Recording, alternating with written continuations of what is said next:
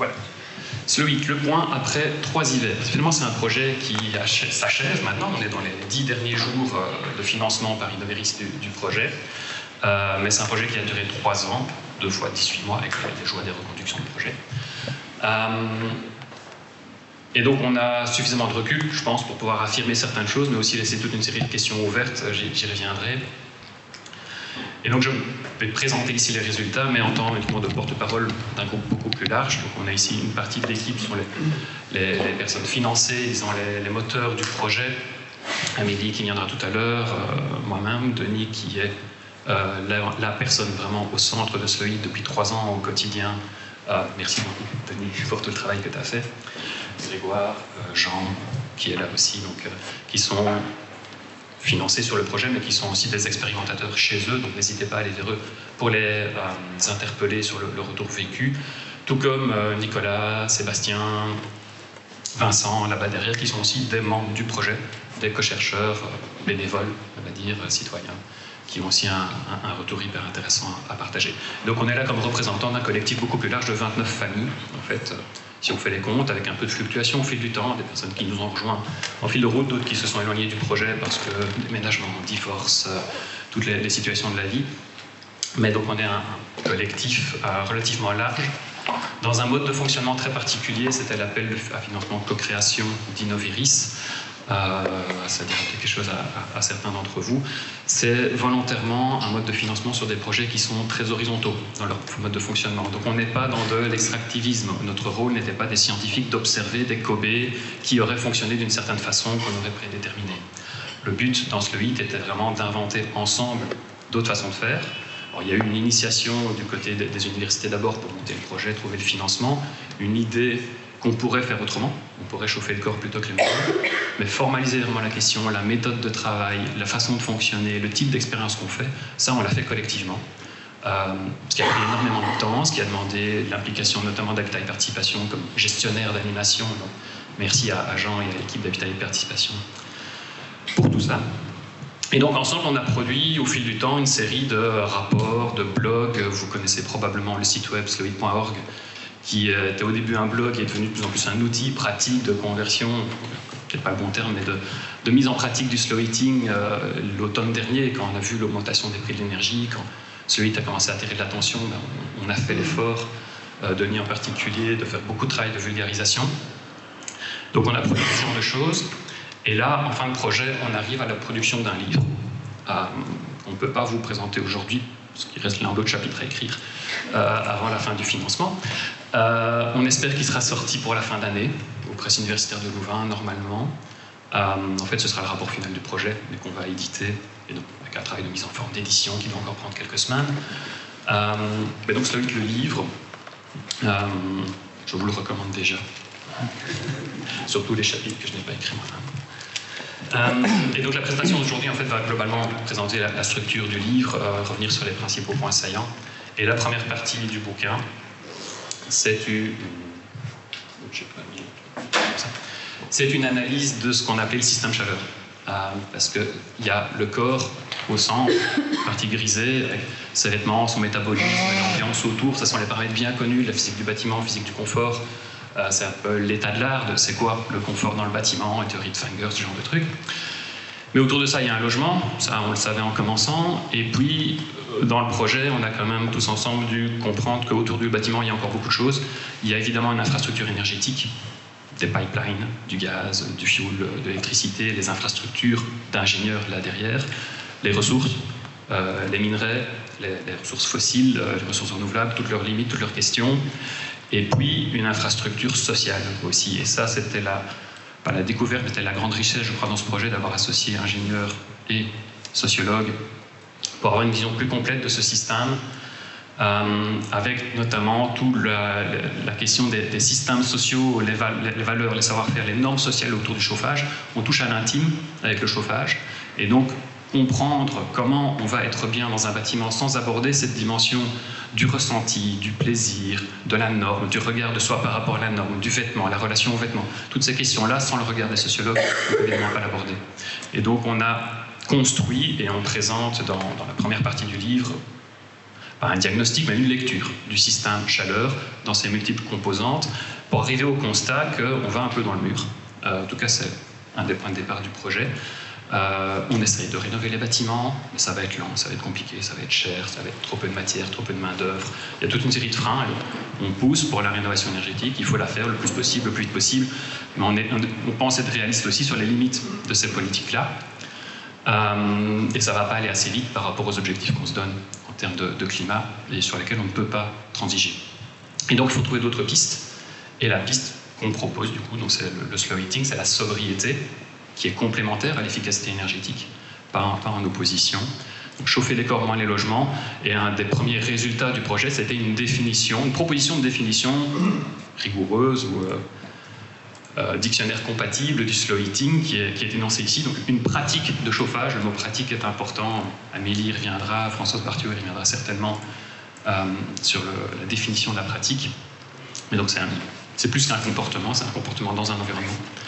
Une pratique de chauffage développée dans le projet éponyme qui adapte nos façons d'habiter autour de 7 principes, j'y reviendrai en conclusion, et d'une idée centrale qui consiste à chauffer les corps distinctement des bâtiments. Donc ce n'est pas ne pas chauffer le bâtiment et chauffer uniquement le corps, c'est distinguer les deux. Le bâtiment a ses besoins, on en parlera avec Antoine.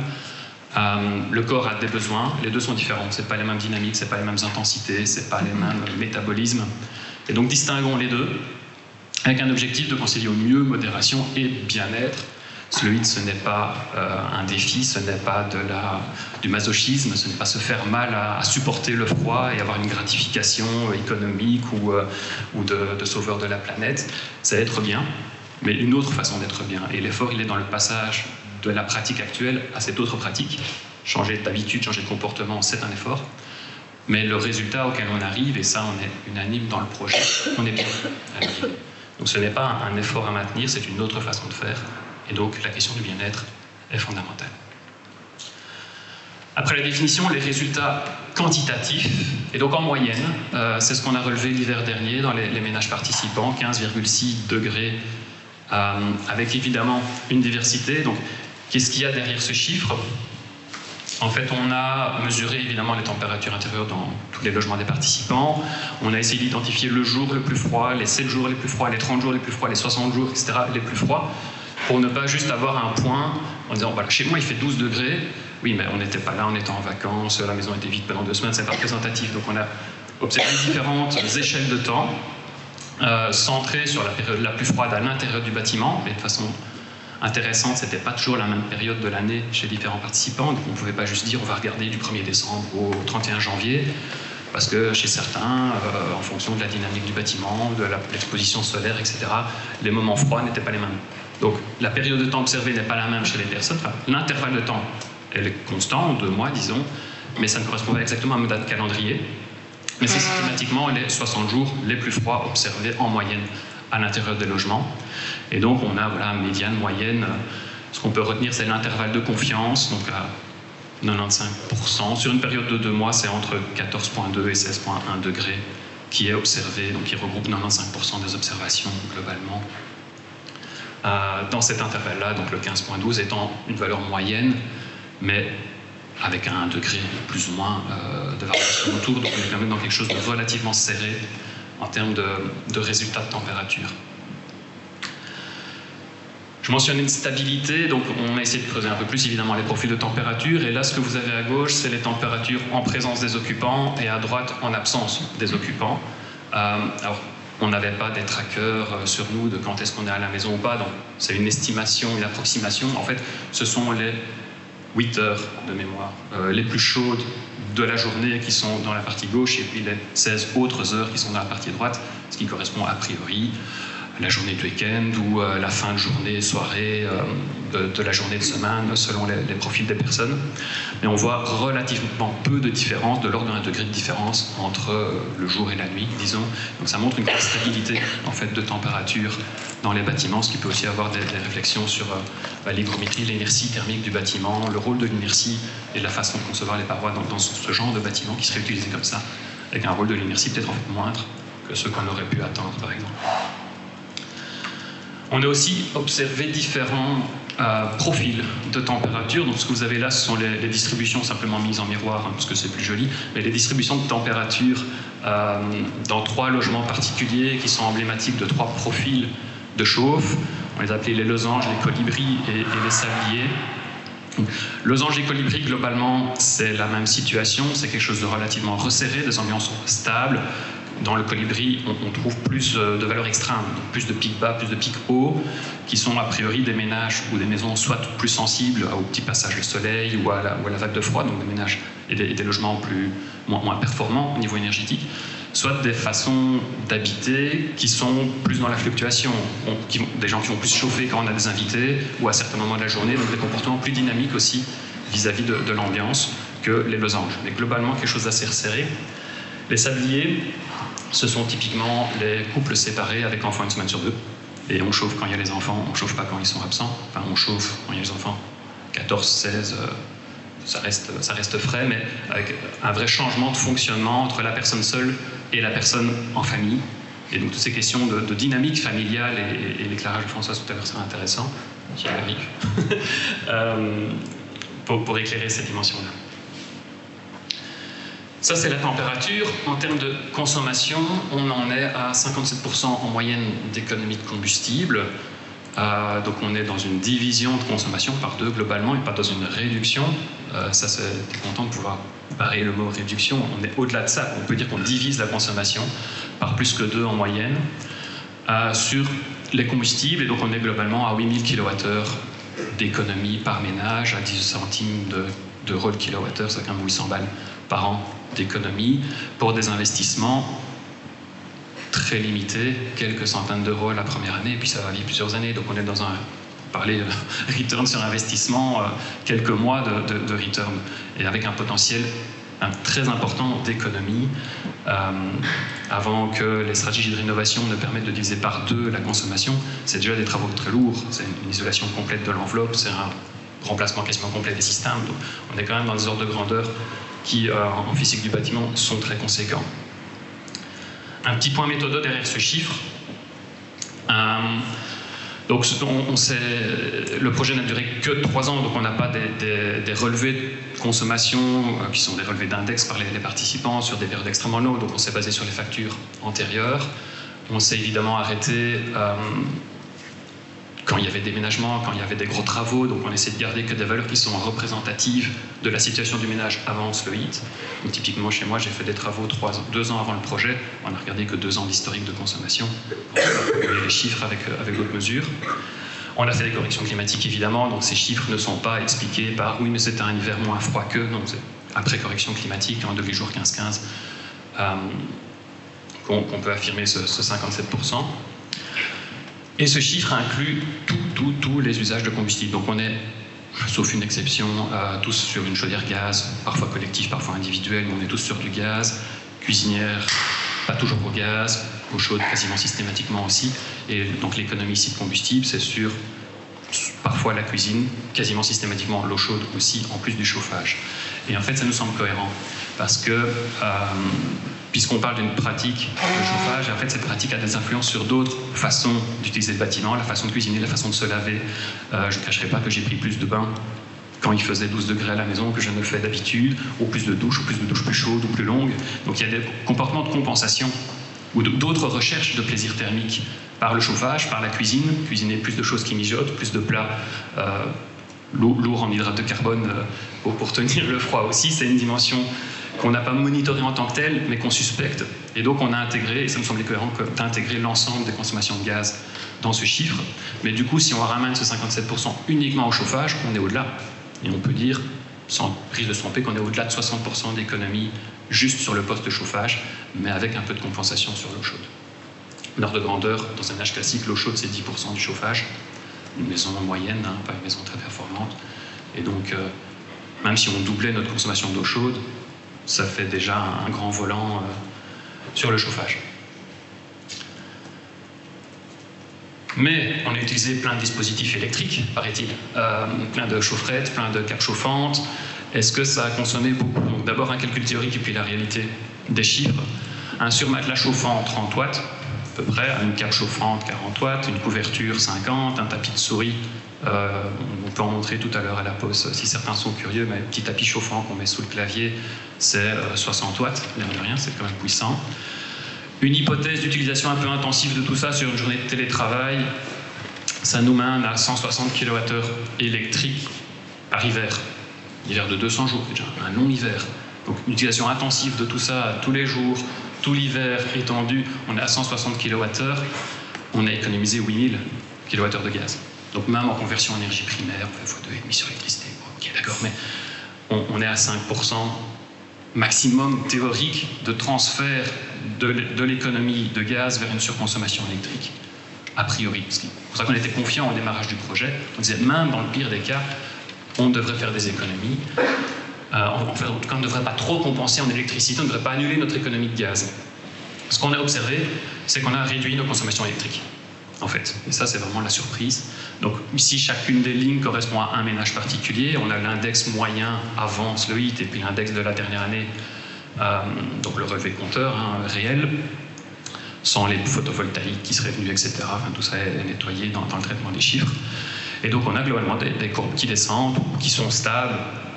S'il y en a l'une ou l'autre qui monte, c'est vraiment de façon très très marginale. On n'a pas une explication rigoureuse démontrée à amener à ça. L'intuition qu'on a, c'est un effet de tache d'huile. On change une pratique vers plus de sobriété et ça influence d'autres pratiques, d'autres relations à la consommation qui font que globalement, on va vers plus de sobriété, moins d'usage de dispositifs électriques. On est sur des petites variations, malgré tout. On ne peut pas dire qu'on a divisé notre consommation électrique. Mais en tout cas, le point à retenir, c'est qu'il n'y a pas eu de surcompensation dans notre groupe. En tout cas, on a un effet tache d'huile, probablement, de pratique de sobriété. Ce qui m'amène au mot pratique. Donc, les chapitres suivants, que je vais synthétiser en 5 slides, alors qu'ils feront 200 pages à peu près, sont un peu les défis en fait que ça lève. Ça, c'est un peu la vision de l'ingénieur. Puis il y a, oui, mais c'est pas si simple. Ça met en question énormément de choses, mais notamment, ça met en question toute une série de représentations. C'est quoi le froid? C'est quoi l'hiver? La peur de l'hiver, la peur du froid, la peur de la maison froide. Ça, c'est quelque chose qui est très présent culturellement chez nous, qui est différemment apprécié dans d'autres cultures, mais c'est quelque chose qui est très présent et qu'on a mis beaucoup de temps en fait au début du projet à déconstruire, en essayant de retrouver des souvenirs positifs du froid. L'image de Noël, il fait très froid, mais on est tous ensemble autour du feu, etc. Mais du coup, on a chaud à cause du feu, oui, du coup, on est dans un contraste. Donc le froid, c'est yin-yang, c'est un côté du contraste. Essayer de reconstruire un imaginaire du froid qui est moins négatif. Mais ça serait intéressant d'entendre Olivier tout à l'heure. Oui, mais et il y a 300 ans, c'était quoi l'image du froid? C'était quoi la compréhension qu'on pouvait avoir du froid et la représentation qu'on en a? Donc la question du froid, la question du confort, c'est quoi le confort? Quand on parle siège chauffant, pour essayer de proposer ça à l'université, 19 degrés dans les bureaux, ce serait bien, mais il faut un système, pourquoi pas un siège chauffant? Enfin, c'est quoi ce brol, vous êtes fous? Et puis on a maintenant BMW qui fait des abonnements en leasing pour le siège chauffant de sa BMW. Et c'est le luxe absolu. Ils font toute une campagne de pub là-dessus. Un siège chauffant. C'est le grand luxe de la voiture de fonction, et ça paraît absurde pour chauffer à la maison. Il y a des images du confort qui sont à déconstruire et à reconstruire sans doute autrement. Et il y a le corps. C'est quoi le corps? Le corps, c'est ce qui a froid, mais le corps, c'est aussi un outil. Donc là, on entendra Grégoire sur la place du corps. Ici, j'ai repris une photo de Wim Hof, qui est un influenceur, un sportif qui a fait son business sur nager dans l'eau glacée, et puis le coaching autour de ça, et l'impact du froid sur la santé.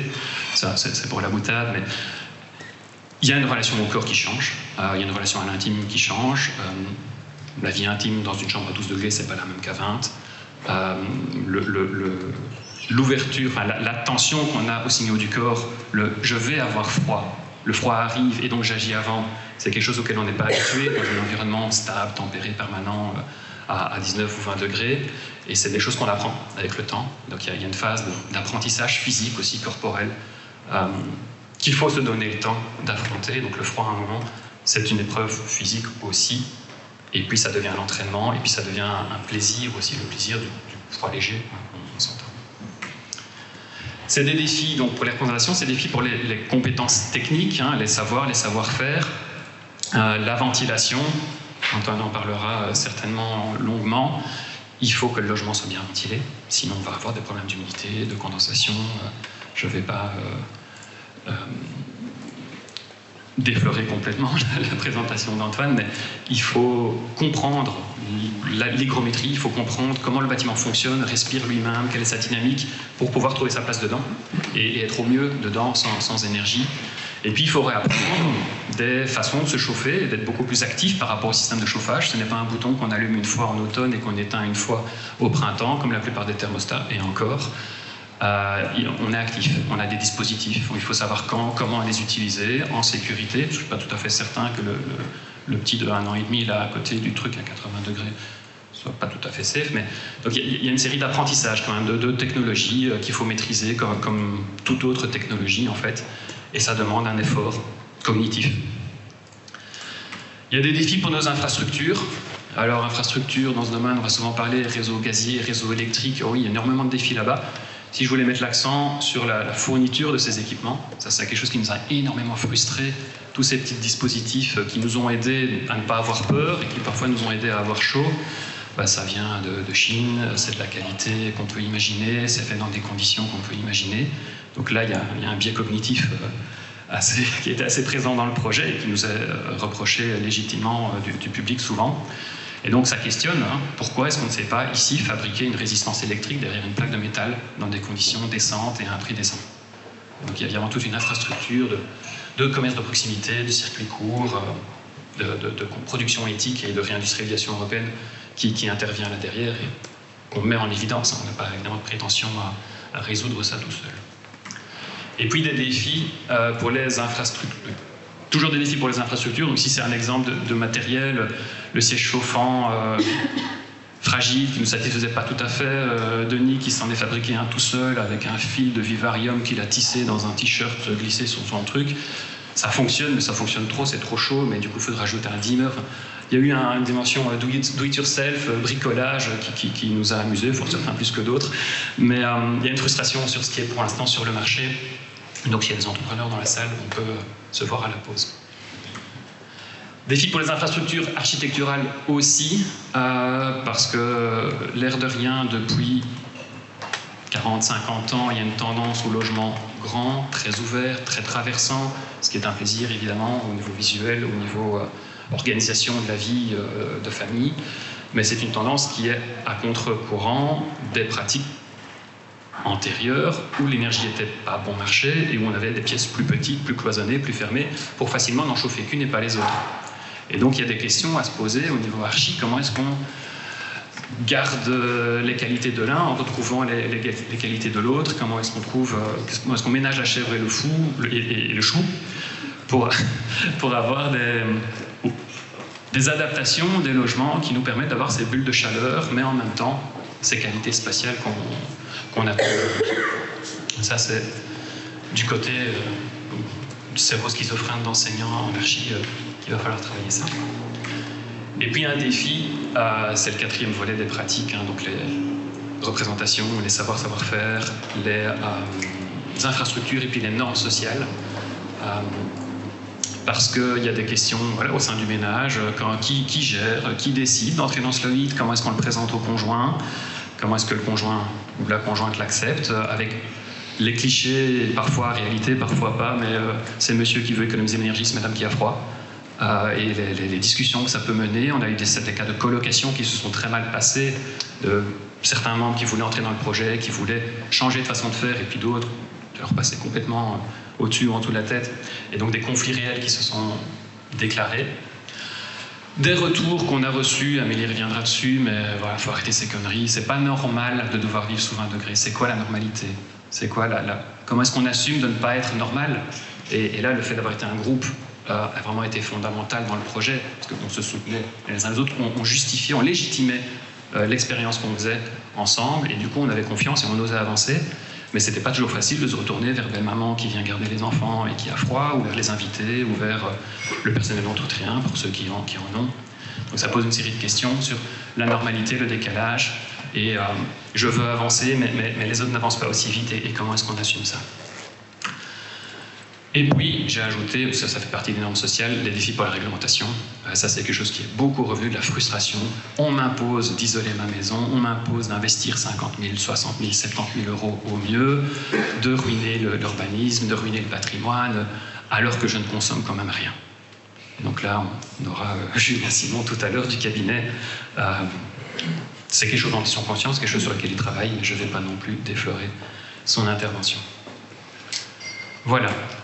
Je clôture, donc je disais 7 principes pour cadrer le slow eating, et donc c'est le complément de la définition. Je ne vais pas les détailler tous, ils reviendront en trame transversale de toutes les interventions, mais il y a une question d'ouverture, il y a différentes façons de faire, et accueillons ça, et soyons ouverts à différentes façons de faire par rapport à la norme. Rediscutons des normes de confort, d'abord entre nous, dans le ménage, et puis plus largement, un peu de ce qu'on fait ici, et puis aussi au travail. Mais là, on touche à des réglementations, on touche à la protection du travailleur. C'est pas du tout évident d'aborder ce genre de discussion-là. Il y a de la multimodalité, il y a différents froids, il y a différentes parties du corps qui ont froid, il y a différents moments où on a froid, donc il y a a priori différentes façons de se réchauffer ou de vivre bien comme ça. Et on ne prétend pas avoir trouvé là où les bonnes solutions. Hein. On n'a pas un webshop sur les sites web à la sortie du projet. Mais donc expérimentons différentes façons et que chacun trouve les bonnes façons de faire, mais partons sur de la multimodalité. Partons sur de la maîtrise, et ça c'est un gros retournement. Jusqu'ici, le bâtiment utilise de l'énergie a priori pour que vous n'ayez pas froid. La maison est chaude quand vous entrez. Un peu le principe dominant. Ben non, attendons d'avoir froid pour décider d'utiliser ou pas de l'énergie, et de quelle façon et de quelle forme, et pour combien de temps et en quelle intensité. Décidons l'utilisation d'énergie, et chacun, légitimement, en fonction de ses besoins, de ses moyens, de ses capacités, on utilisera plus ou moins. Et puis la question de sobriété, parce qu'une fois qu'on utilise de l'énergie, évidemment, il y a la façon de le faire, et là on théorise différentes classes de performance énergétique, de systèmes chauffants. Je ne vais pas détailler ça aujourd'hui. Donc voilà le principe pour cadrer en gros le slow eating, et puis beaucoup de questions ouvertes. J'ai repris ici une photo d'une expérience qu'on a fait de slow eating dans une classe de 6e primaire l'année passée, dans l'école de mes gamins. Et c'est pas lui. Mais cette photo illustre deux gros défis, parmi lesquels donc, il y a la question du matériel. La lumière n'est pas très bonne, mais il est emballé dans un plaid qui est en fibre synthétique, déjà déchiré après 3 semaines. Enfin, c'est un truc un peu dommage. Et donc le défi des infrastructures, du matériel. Comment est-ce qu'on développe, comment est-ce qu'on crée une offre et une demande pour avoir du matériel de qualité. Et puis le défi d'aller vers d'autres publics. Une classe, c'est pas du tout évident. C'est un microcosme intéressant à étudier. Les enfants ont été emballés. On peut en parler à la pause si ça vous intéresse, ou vendredi. Il y aura un poster qui raconte tout. Mais voilà, aller vers d'autres publics que les ménages intéressés par l'environnement, qui ont la disponibilité pour entrer dans un projet, qui ont le temps, et donc ça sous-entend des ressources matérielles, ça sous-entend un niveau d'études plutôt supérieur en général quand même dans le groupe. C'est un certain public qui a fait l'expérience ici. Comment est-ce que soit ça fait tache d'huile vers d'autres publics, ou comment est-ce que ça se réinvente dans d'autres publics? Qu'est-ce que veut dire redémarrer le principe du slow eating à sa source dans une école, dans un milieu de travail, dans un milieu plus précaire ou dans un milieu ultra riche, parce que pourquoi pas. Qu'est-ce que ça veut dire et à quoi ça mène? Ça, c'est un des gros défis qui nous attend. On espère obtenir des financements pour ce genre de recherche.